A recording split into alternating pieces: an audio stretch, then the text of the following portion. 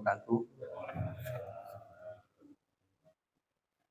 Alhamdulillahi wa kafa wassalatu wassalamu ala rasulillahil mustafa wa ala alihi wa ashabihi ahli sidqi wal wafa. Asyhadu an la ilaha illallah wa asyhadu anna muhammadar rasulullah. Allahumma sholli ala Muhammad wa ala alihi wa ashabihi wa man tabi'ahum bi ihsan ila yaumiddin. Usikum wa iyaya nafsi bitaqwallah faqad fazal mu'minunal muttaqun. Haitsu qala ta'ala ya ayyuhalladzina amanu taqullaha haqqa tuqatih wa la tamutunna illa wa antum muslimun. Qala Rasulullah sallallahu alaihi wasallam man salaka tariqan yaltamisu fihi ilman sahalallahu lahu bihi tariqan ilal jannah. Rabbis shrah li sadri wa yassir li amri wahlul 'uqdatam min lisani yafqahu qawli. Bapak-bapak, ibu-ibu, saudara-saudara yang insyaallah dirahmati oleh Allah Subhanahu wa taala. Alhamdulillah kita semua mengucapkan syukur kehadirat Allah Subhanahu wa taala atas limpahan nikmat dan karunia yang diberikan oleh Allah Subhanahu wa taala kepada kita. Di antaranya Allah Subhanahu wa taala masih memberikan kita kemudahan untuk melaksanakan ibadah sholat maghrib yang alhamdulillah kita bisa melaksanakannya secara berjamaah, yang tentunya sholat jamaah kita di masjid menjadi pelipat pahala bagi kita dibandingkan dengan kita melaksanakan sholat wajib kita di rumah. Karena sholat wajib yang dilaksanakan di masjid maka pahalanya 25 atau 27 lebih tinggi derajatnya daripada sholat kita di rumah. Selain itu, ketika kita melaksanakan sholat di masjid juga menjadi salah satu bentuk kita memakmurkan rumah-rumah Allah Subhanahu wa taala. Ya, karena memang yang memakmurkan masjid-masjid Allah atau yang memakmurkan rumah-rumah Allah Subhanahu wa taala hanyalah orang-orang yang beriman, yang beramal soleh. Dan di antara amal soleh itu adalah melaksanakan sholat. Ya, selain tentunya dengan kemakmuran-kemakmuran yang lainnya. Tetapi pada prinsipnya fungsi dasar dari masjid adalah untuk melaksanakan sholat berjamaah.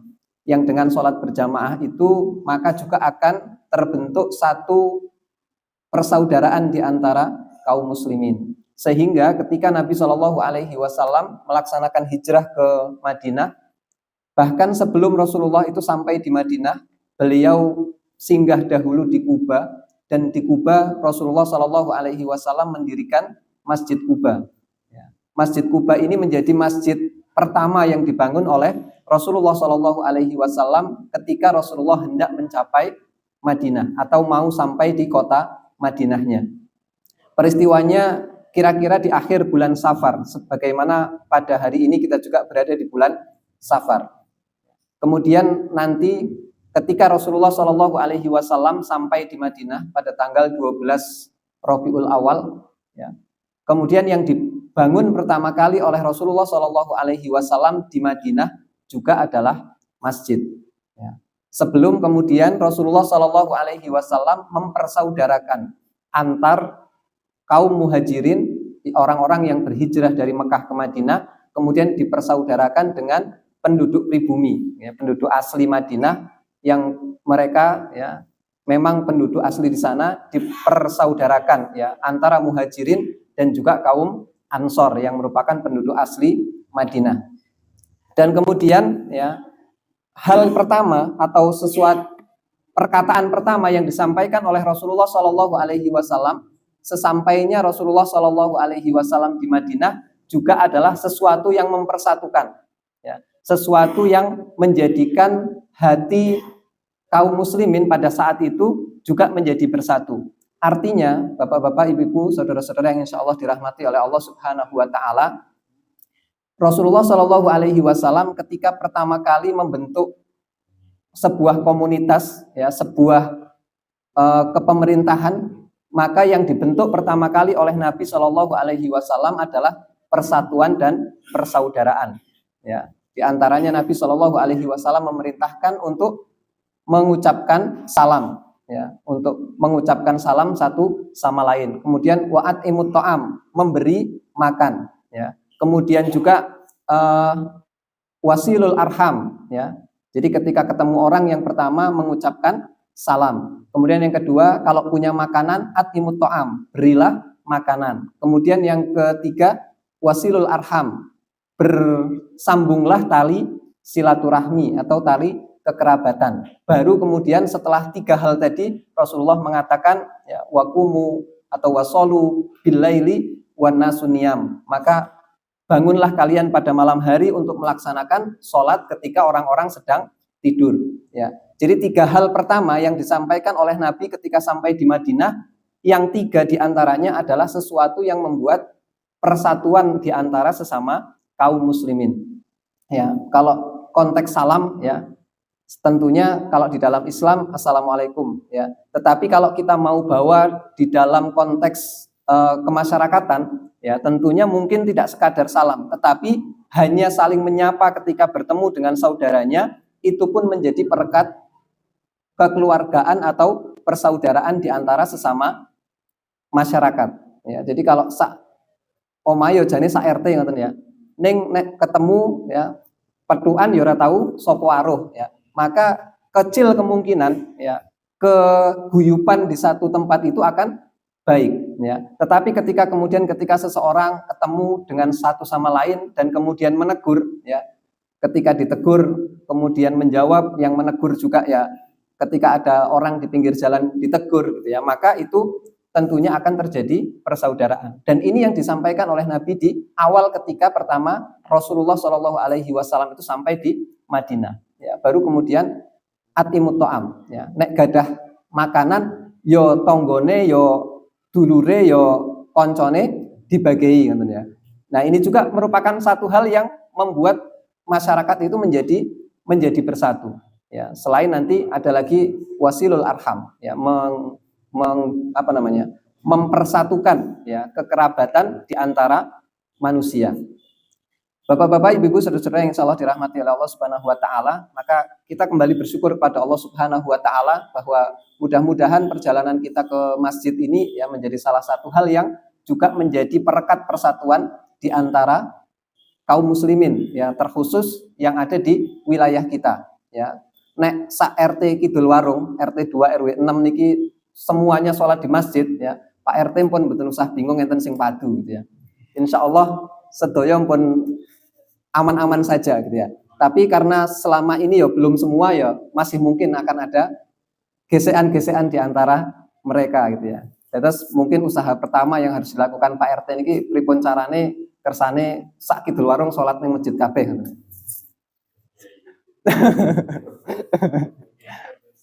Ya. Iya, karena itu salah satu faktor ya, peran ya masjid di dalam mempersatukan kaum muslimin. Dan tentunya ya untuk pembahasan kita kali ini, Bapak-bapak, Ibu-ibu, saudara-saudara yang insyaallah dirahmati oleh Allah Subhanahu wa taala, juga terkait dengan persatuan ya, terkait dengan persatuan, yakni sebuah ikatan yang mempersatukan seseorang yang ketika ia diikatkan oleh satu kalimat ini, maka yang sebelumnya menjadi musuh, yang sebelumnya itu hartanya mungkin sempat dihalalkan ya, tetapi ketika kemudian seseorang itu diikat dengan satu kalimat bernama kalimat la ilaha illallah, maka pada saat itu ia menjadi saudara bagi yang lainnya. Ya, jadi ketika Rasulullah Shallallahu Alaihi Wasallam sesampainya di Madinah, ya, Rasulullah Shallallahu Alaihi Wasallam itu juga diberikan pesan oleh Allah Subhanahu Wa Taala ya, dan ingatlah ya ketika kalian ya bermusuh-musuhan ya, kemudian kalian dipersatukan oleh Allah Subhanahu Wa Taala ya dengan kalimat la ilaha illallah itu, sampai kemudian kalian itu menjadi bersaudara ya. Jadi kalimat la ilaha illallah itu mempersaudarakan ya. Dan Rasulullah Shallallahu Alaihi Wasallam itu menjadi orang pertama yang ketika ada orang yang mengucapkan la ilaha illallah, maka permusuhan di antara mereka itu kemudian dihapuskan. Ya. Salah satunya ada satu kisah ketika salah seorang Arab ya, yang beliau ini membunuh paman Nabi Shallallahu Alaihi Wasallam. ya, dia membunuh paman Nabi, ya. Kemudian setelah lama, ya, karena dia membunuh paman Nabi dan dia orang yang tidak Islam, ya, bukan orang Muslim, maka kemudian dia ini dikejar-kejar, ya. Sampai kemudian sahabat ini tadi atau orang ini tadi, ya, dia masuk Islam, ya, bersaksi bahwa tidak ada Tuhan selain Allah.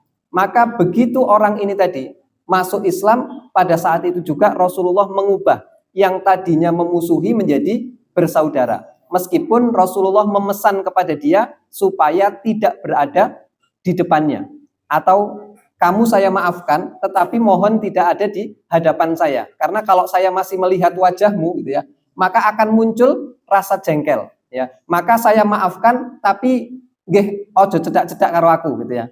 Engkau ndak nek cedak-cedak, rasa jengkelku muncul lagi, gitu ya. Karena ikatan la ilaha illallah itu menjadikan seseorang ini menjadi bersaudara di hadapan Allah Subhanahu wa Ta'ala. Ya.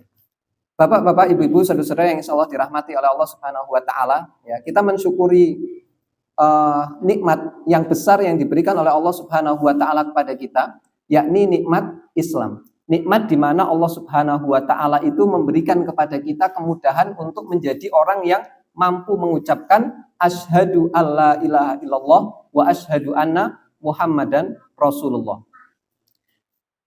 Bapak Ibu yang insya Allah dirahmati oleh Allah Subhanahu wa Ta'ala, ya, di kajian kita di hari Jumat, ya, di malam Sabtu, ya, itu pada pekan pertama kita membahas fikih, ya, kemudian pekan kedua kita membahas Al-Quran, ya, kemudian pekan ketiga kita membahas hadis, apa yang dicintai dan apa yang dibenci oleh Nabi Shallallahu Alaihi Wasallam. Ya. Maka untuk pekan kelima ini, ya, ada satu hal yang juga disampaikan oleh Nabi Shallallahu Alaihi Wasallam, karena Nabi Shallallahu Alaihi Wasallam itu pernah berkata, Inna asdaqal hadisi kitabullah wa khairal hadi hadi Muhammadin Shallallahu Alaihi Wasallam. Ya, jadi sebaik-baik atau sebenar-benarnya perkataan itu adalah kalamullah. Maka kita mencoba untuk mempelajari kalamullah itu di pekan kedua dan pekan keempat. Ya. Kemudian fa'inal asdaqal hadis kitabullah wa khairal hadi, dan petunjuk yang paling baik adalah petunjuk Nabi Shallallahu Alaihi Wasallam. Maka di pekan ketiga kita belajar hadis, ya, belajar apa yang dicintai dan apa yang dibenci oleh Nabi Shallallahu Alaihi Wasallam. Ya. Kemudian wa khairal hadi hadi Muhammadin Shallallahu Alaihi Wasallam wa syarrul umuri muhdatsatuha, dan seburuk-buruk hal adalah apa yang diada-adakan, ya. Maka sesuatu yang kita laksanakan dari sisi ibadah, maka itu harus memiliki ilmu, ya. Ilmu dalam kaitannya dengan ibadah itu terkait dengan fikih, terkait dengan tata cara, ya. Sehingga pada malam pekan pertama itu kita belajar fikih, sehingga apa yang kita lakukan, ibadah yang kita lakukan itu semoga menjadi ibadah yang benar, ya. Mulai dari dasar bagaimana air, ya, air apa yang bisa kita jadikan untuk berwudu, air apa yang tidak boleh untuk berwudu, kemudian tentang sholat, ya, kemudian tentang zakat yang sekarang sampai di jenazah, ya, sekarang sampai di jenazah.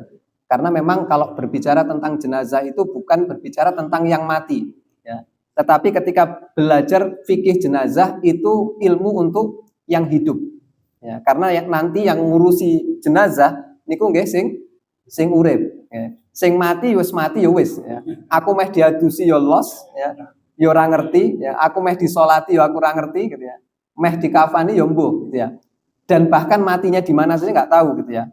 Belum tentu matinya di darat kan, bisa jadi matinya masuk laut misalnya, sehingga tidak perlu dimandikan, tidak perlu dikafani, ya, tidak perlu dikuburkan.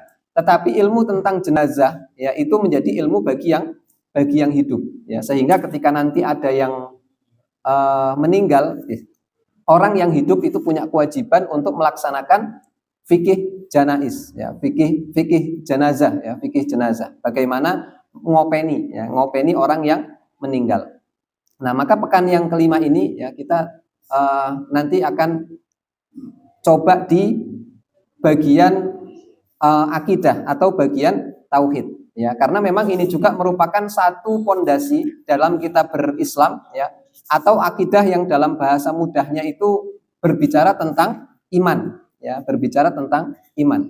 Rasulullah Shallallahu Alaihi Wasallam ketika mengantarkan Mu'adz bin Jabal, ya, untuk melaksanakan dakwah di satu negeri yang tertentu gitu ya, maka kemudian Nabi Shallallahu Alaihi Wasallam itu memesankan kepada beliau, ya, kepada sahabat ini tadi, agar yang pertama kali diajarkan adalah kalimat la ilaha illallah, ya, atau kalimat tauhid, ya, sehingga memang kalimat la ilaha illallah ini menjadi kalimat yang simpel tetapi kalimat yang menyelamatkan. Ya, saking pentingnya kalimat la ilaha illallah ini sampai Nabi itu memesankannya ketika kalian berdakwah atau kalian menyampaikan kepada manusia, maka sampaikanlah kalimat tauhid, ya, sampaikanlah agar orang-orang itu mengatakan la ilaha illallah, agar orang-orang itu mengatakan tidak ada Tuhan selain Allah. Saudara-saudara yang insya Allah dirahmati oleh Allah Subhanahu wa Ta'ala, ya. Kita akan memulai dari keutamaan tauhid, ya, keutamaan tauhid, ya, dan apa saja yang bisa dihapuskan oleh kalimat tauhid, ya.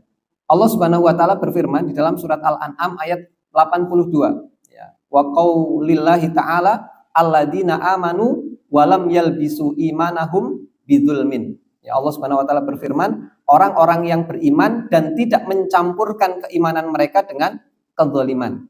Ya. Napa niku kedzaliman? Ya, kedzaliman dalam bahasa syar'i, ya, atau dalam kaitannya dengan iman, ya, maka yang dimaksud dengan kedzaliman adalah kemaksiatan, ya. Dan kemaksiatan yang paling besar dalam urusan iman adalah syirik, ya. Jadi innasyirka ladzulmun adzim. Sesungguhnya syirik itu merupakan kedzaliman yang paling besar, ya. Jadi kalau kita pernah bahas juga bagaimana Allah Subhanahu wa Ta'ala itu memerintahkan kepada kita untuk tidak zalim, bukan hanya kepada orang lain, tetapi juga tidak zalim kepada diri sendiri. Yang dimaksud dengan zalim kepada diri sendiri adalah melaksanakan kemaksiatan atau melakukan dosa, dan dosa yang paling besar adalah kesyirikan, ya. Kemudian di dalam sebuah hadis, ya, disebutkan an Ubadah bin Samit qala Rasulullah sallallahu alaihi wasallam man syahida alla ilaha illahu wahdah la syarikalah wa anna Muhammadan abduhu wa rasuluh wa anna Isa abdullahi wa rasuluh wa kalimatuhu alqaha ila Maryam wa ruhum minhu wal jannata haqqun wan naru haqqun adkhalahul jannata ala ma kana minal amal.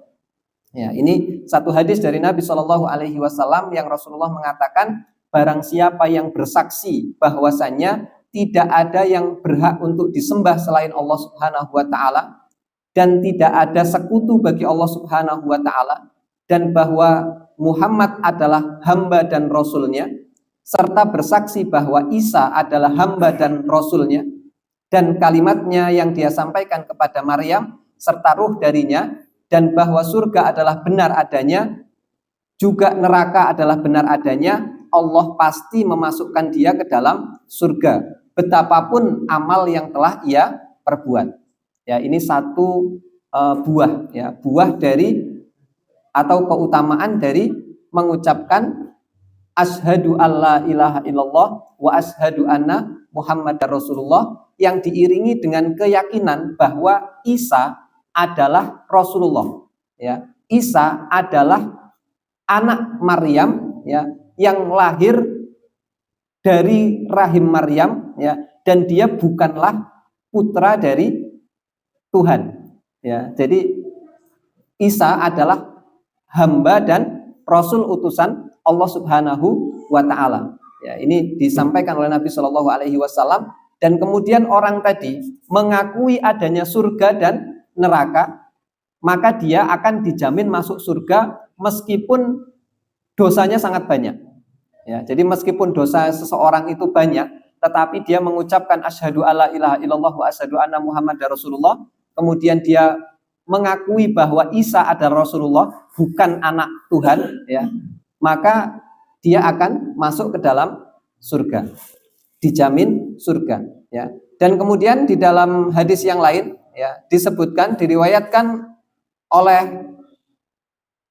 Itban ya.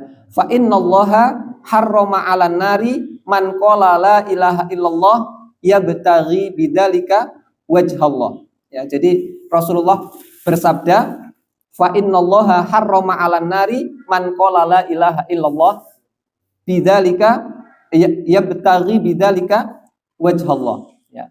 Allah itu akan mengharamkan neraka ya bagi orang-orang yang mengatakan la ilaha illallah karena dengan mengharapkan keridoan dari Allah Subhanahu wa taala. Kita terus tiang sing mengucapkan asyhadu alla ilaha illallah wa asyhadu anna muhammadar rasulullah, maka dia dijamin tidak akan masuk neraka. Enak ya. Ya, jadi Islam itu agama yang mudah ya. Islam itu agama mudah ya. Ketika seseorang itu bersaksi bahwasanya tidak ada Tuhan selain Allah, maka dia menjadi saudara, dia menjadi orang yang akan dimasukkan ke dalam surga.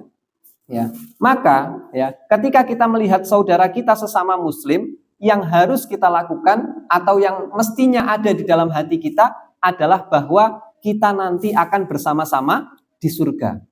Ya, jangan sampai ketika kemudian kita melihat saudara kita sesama Muslim, ya, padahal kita tahu dia juga orang yang bersyahadat, tetapi hanya karena sedikit perbedaan di antara kita, kemudian kita merasa kita yang akan masuk surga, sementara saudara kita tadi, padahal kita tahu dia juga mengucapkan syahadat la ilaha illallah, tetapi kemudian kita menghakimi bahwa aku sing mlebu surga, wong kae ra bakal mlebu swarga. Ya.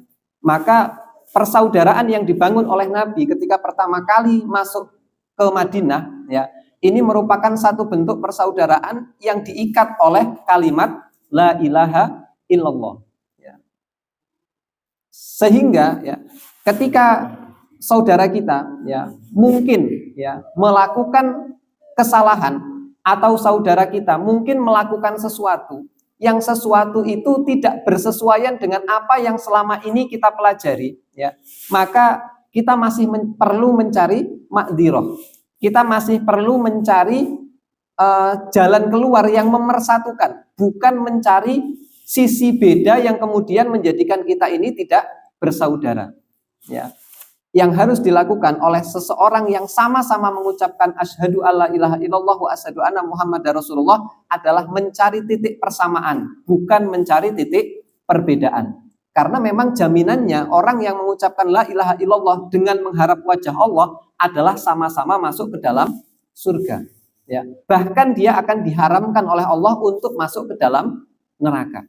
Ya, tentu ini menjadi satu hal yang menggembirakan. Ya. Basiran bagi kita, ya, kabar gembira bagi kita agar supaya memang kita ini istiqomah di atas kalimat la ilaha illallah, agar akhir hayat kita nanti semoga menjadi akhir hayat yang diakhiri dengan kalimat la ilaha illallah. Itulah kenapa juga ketika seseorang yang hendak meninggal, ya, kemudian orang yang masih hidup itu disunahkan untuk mentalkin dengan kalimat la ilaha illallah. Ya, terus nek enten sing sudah mau meninggal, ya, nggak usah ditalkin dengan yang lain-lain. Ya, mboten usah di subhanallah, alhamdulillah, ya, Allahu akbar, mboten usah, ya. Fokus mawon la ilaha illallah, la ilaha illallah, ulangi terus, ya. Dan zikir itu juga yang menjadi zikir yang mestinya dibaca oleh orang-orang yang mungkin dia merasa koyone ajal kuis cedak. Wah, koyone aku wis kok yo napasku rada ngene iki ya. Kok aku saiki wis kesehatanku ngene ya. Maka perbanyak ya untuk mengucapkan zikir la ilaha illallah agar kemudian zikir la ilaha illallahnya itu menjadi penutup bagi kehidupan kita insya Allah. Ya. Bapak-bapak, ibu-ibu, saudara-saudara yang insya Allah dirahmati oleh Allah Subhanahu wa taala, ya. Tetapi memang ini semua ada syaratnya, ya. Tadi ada disebutkan, ya. Fa innallaha harrama 'alan nari man qala la ilaha illallah yabtaghi bidzalika wajhallah. Kalimat la ilaha illallahnya itu bukan sekedar kata yang keluar dari lisan, tetapi kalimat la ilaha illallahnya itu adalah kalimat yang keluar dari hati. Ya, jadi loh berarti gampang no, gitu ya. Mengucap la ilaha illallah kemudian masuk surga, ya. Kalau kalimat itu keluar dari hati, maka iya. meskipun dosanya sebanyak apapun. Ya. Dan hal ini ya dijelaskan ketika kita kajian surat Al-Baqarah itu ya. Kalimat atau firman Allah yang paling banyak menjelaskan di dalam surat Al-Baqarah itu penjelasan tentang orang munafik dan bagaimana kedudukan mereka di neraka. Ya, jadi kedudukan orang-orang munafik di neraka. Loh, kan orang munafik itu mengucapkan la ilaha illallah.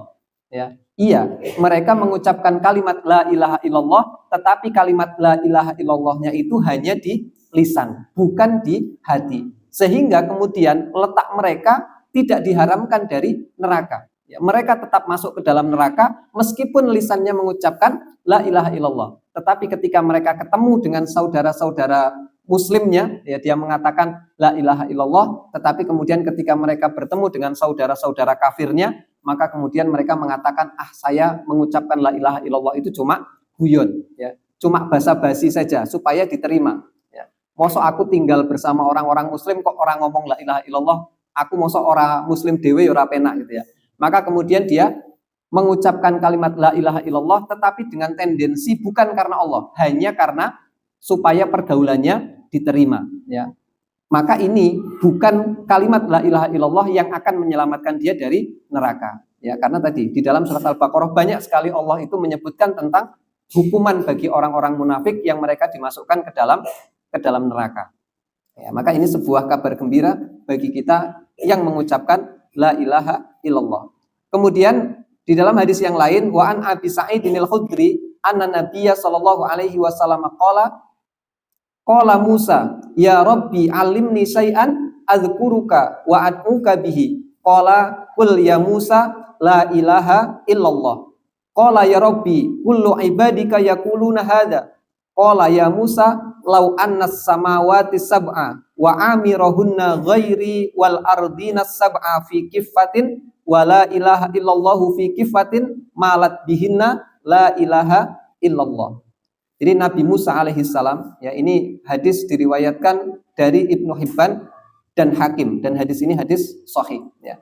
Dari Abu Sa'id al-Khudri, ya, Rasulullah Shallallahu Alaihi Wasallam itu menceritakan bahwa Nabi Musa alaihissalam itu pernah berkata kepada Allah, ya, meminta kepada Allah, wahai Rabbku, ya Allah, ajarkanlah kepadaku sesuatu untuk berzikir dan berdoa kepadamu. Kemudian Allah berfirman, wahai Musa, ucapkanlah la ilaha illallah. Ya. Kemudian Nabi Musa ini kembali berkata kepada Allah Subhanahu wa taala, ya Allah, semua hambamu mengucapkan kalimat ini. Padahal saya itu pengennya sesuatu yang spesial, ya, sesuatu yang tidak dikatakan oleh manusia yang banyak, ya. Zikir yang memang bisa saya lakoni sendiri itu apa, gitu ya. Ya. Jadi ini seperti napa nggih? Nek bahasanya sekarang mungkin rada protes. Kok yo kon ndongone la ilaha illallah, ya. Maka kemudian jawaban Allah Subhanahu wa taala di dalam hadis qudsi ini, Allah berfirman, wahai Musa, andaikan ketujuh langit dan penghuninya kecuali aku, ya, kecuali Allah, serta ketujuh bumi diletakkan pada salah satu daun timbangan, sedangkan la ilaha illallah itu diletakkan di daun timbangan yang lainnya, maka niscaya semua yang lainnya itu akan kalah oleh la ilaha illallah. Itu terus enten timbangan, ya. Kemudian neraca yang satu dan neraca yang kedua, yang satu ini la ilaha illallah, kemudian yang satunya ini bumi dan seisinya dan langit seisinya, ya. Maka la ilaha illallah itu masih lebih berat daripada bumi dan seisinya dan juga langit dan seisinya. Maka yang menjadi zikir yang paling utama adalah la ilaha illallah. Ada satu kisah yang diceritakan oleh Rasulullah Shallallahu Alaihi Wasallam, ya, bahwasanya Nabi ini pernah cerita ada seseorang yang di akhirat nanti di hari kiamat nanti, ya, kata Nabi Shallallahu Alaihi Wasallam, itu nanti ada seseorang yang dia ini ditampakkan di hadapan manusia, kemudian dia ini memiliki catatan keburukan itu 99 kitab, ya, 99 kitab yang isinya niku keburukan sedaya. Yang satu kitabnya itu kalau digelar itu sepanjang bumi, ya, jadi keburukannya itu banyak sekali gitu ya. Setiap buku catatan dosa itu panjangnya sejauh mata memandang. Jadi pokoknya nek gulungane dosane niki wau sing setunggal niku pun sepanjang mata memandang. Padahal gulungan dosanya, gulungan catatan dosanya itu ada 99 ya. Dan tentunya ya orang ini tadi sudah wah wis iki ya, alamat iki aku bakal mlebu neraka gitu ya. Dan ini gambaran yang disampaikan oleh Nabi tentang seseorang ya. Tentunya ini juga menjadi napa jenenge? Muhasabah gitu ya. Menjadi muhasabah bagi kita orang-orang yang tentunya kalau kita mau jujur kepada diri kita sendiri ya, nggak perlu ngomong sama yang lain ya. Kita jujur saja sama diri kita sendiri, kalau dosa-dosa kita ini dicatat oleh Allah Subhanahu wa taala dan kemudian dituliskan di dalam lembaran kertas gitu ya, maka entah sudah berapa rim ya, catatan amal atau catatan amal keburukan yang kita miliki sejak kita balik sampai hari ini ya. Nggak usah sejak kita kecil, sejak kita balik saja. Yang laki-laki berarti 15 tahun mawon ya. 15 tahun sampai sakniki. Niku kinten-kinten nek di dadekke sak buku ngoten ya.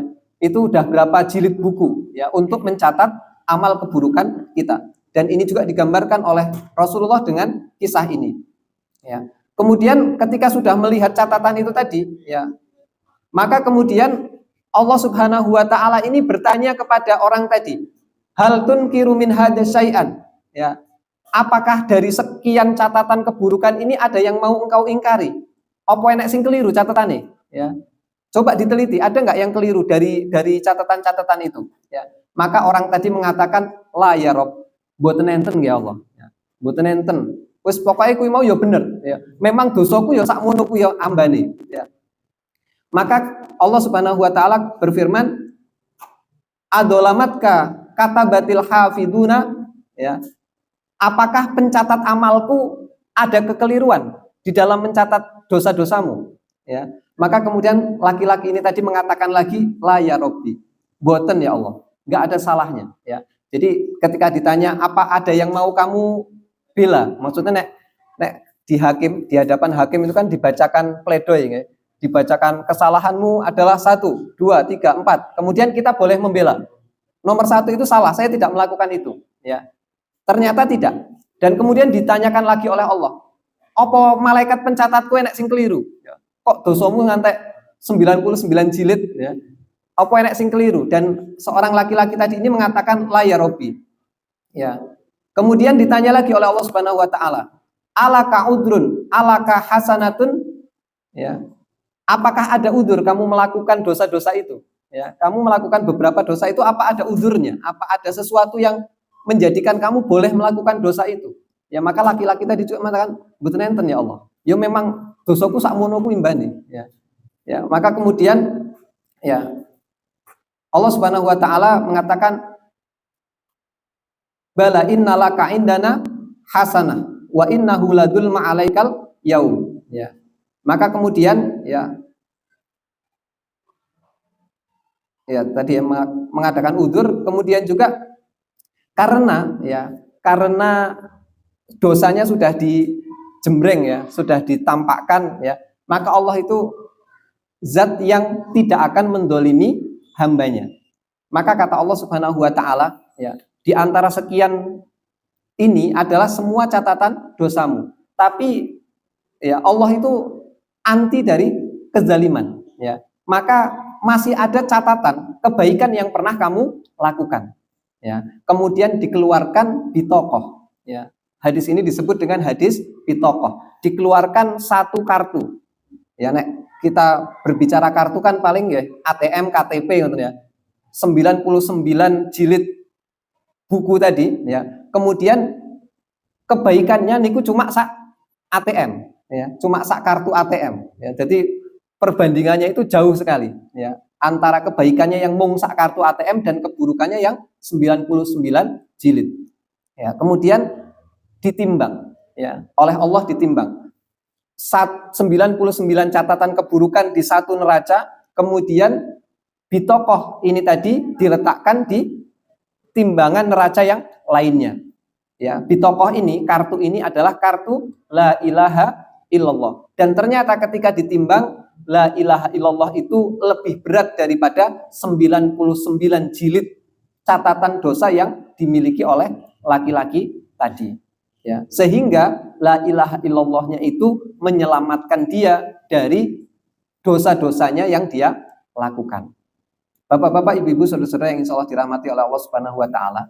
Jadi, hanya dengan satu kalimat itu seseorang bisa selamat. Tapi tadi, ya syarat dan ketentuan berlaku. Ya, ketika melihat ya ada dosa yang segitu banyak, ya kemudian orang ini tadi ya memiliki satu kalimat bitokoh la ilaha illallah, dan kemudian bitokoh la ilaha illallahnya ini, kartu la ilaha illallahnya ini lebih berat, tentunya karena laki-laki ini juga betul-betul orang yang bertauhid kepada Allah Subhanahu wa Ta'ala, ya betul-betul orang yang menjadikan hidupnya itu untuk Allah Subhanahu wa Ta'ala, meskipun mungkin kelakuannya ya agak-agak tidak menampakkan keimanannya kepada Allah Subhanahu wa Ta'ala, tetapi karena hatinya itu yakin betul kepada Allah Subhanahu wa Ta'ala, dan tentunya di antara 99 itu tidak terselip dosa syirik, maka kemudian Allah mengampuni dosa-dosanya. Ya, karena lawan dari tauhid adalah syirik. Lawan dari la ilaha illallah adalah ketika seseorang itu menyekutukan Allah. Ya. Ibnu Katsir itu menceritakan satu kisah di dalam tafsirnya, ketika Ibnu Katsir itu menjelaskan atau menceritakan kisah Nabi Musa dan Fir'aun. Ya. Ketika Nabi Musa dan Fir'aun, ya, Nabi Musa itu dikejar-kejar oleh Fir'aun, sampai kemudian Nabi Musa itu terjepit ya, antara lautan yang luas dan juga antara pasukannya Fir'aun. Kemudian Allah Subhanahu wa Ta'ala memberikan mukjizat kepada Musa untuk membelah lautan. Ya. Maka Musa alaihi salam dan pasukannya masuk ke laut, dan sesampainya di laut itu ya terbelah lautan, dan kemudian Fir'aun ikut masuk ke dalam air.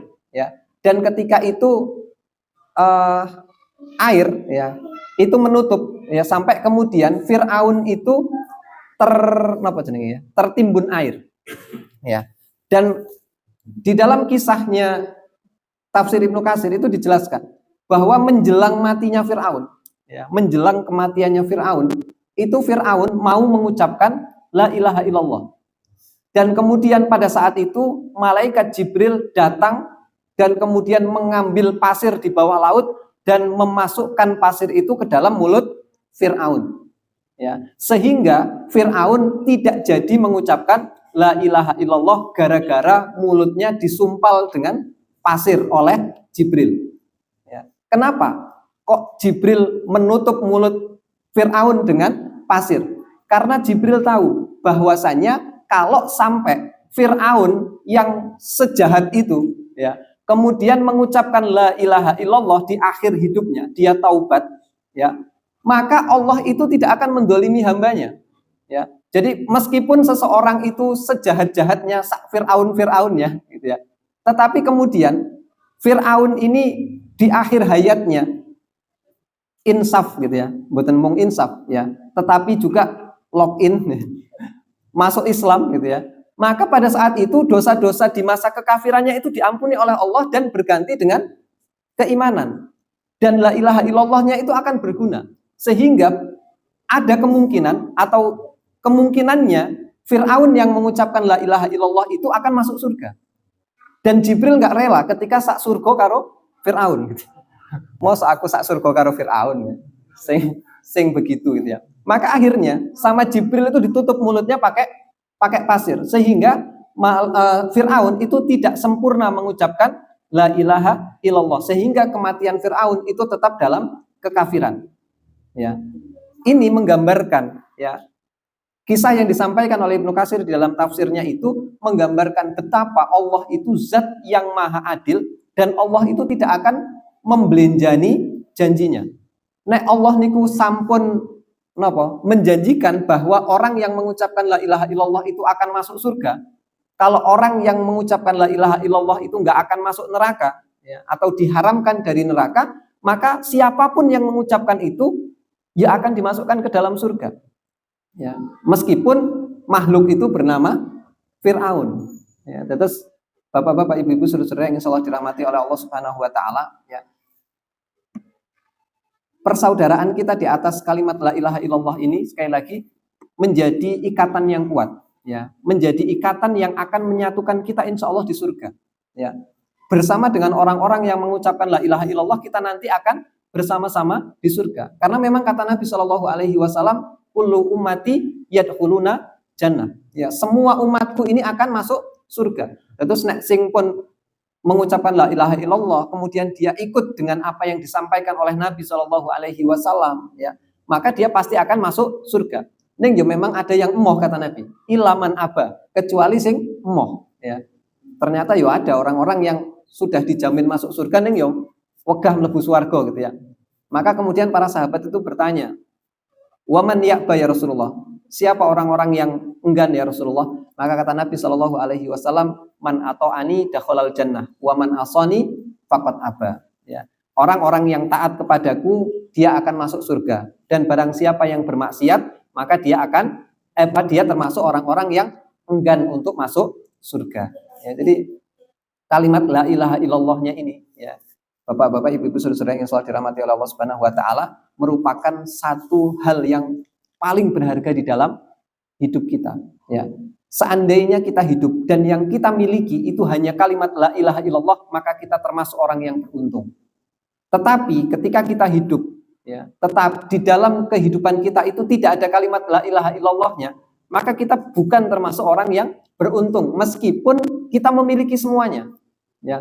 Harta ya banyak, ya, kemudian sehat yo prima, ya, kemudian ya segala sesuatu yang kita inginkan kemudian bisa kita lakukan, tetapi tanpa ada la ilaha illallahnya, maka sesungguhnya kita itu tidak ada harganya apa-apa, ya. Kita itu tidak ada maknanya, mboten enten nilainya ketika di dalam diri kita itu tidak ada la ilaha illallahnya. Maka nilai yang paling tinggi di antara nyawa kita itu ya la ilaha illallah. Maka para sahabat dahulu, mereka itu rela mengorbankan nyawanya demi kalimat la ilaha illallah. Ya, jadi nggak heran katanya, kok iso ya, para sahabat dahulu itu membela Nabi, membela Islam itu sampai mengorbankan nyawa. Ya bisa. Kenapa? Karena mereka tahu bahwa yang paling berharga dari dirinya adalah kalimat la ilaha illallahnya, bukan nyawanya, bukan hartanya. Ya, bahkan harta dan nyawa kalau mau ditukar dengan la ilaha illallah, maka mereka berikan. Ya, sing penting masih la ilaha illallah. Ya, masih mengucapkan syahadat asyhadu alla ilaha illallah wa asyhadu anna Muhammadar Rasulullah. Semoga Allah Subhanahu wa taala memberikan keistiqomahan kepada kita di dalam iman. Semoga Allah Subhanahu wa taala menjadikan kita orang-orang yang akhir hayatnya mengucapkan kalimat la ilaha illallah, dan semoga Allah memberikan husnul khatimah dan memasukkan kita ke dalam surga. Wallahu a'lam bishawab. Assalamualaikum warahmatullahi wabarakatuh.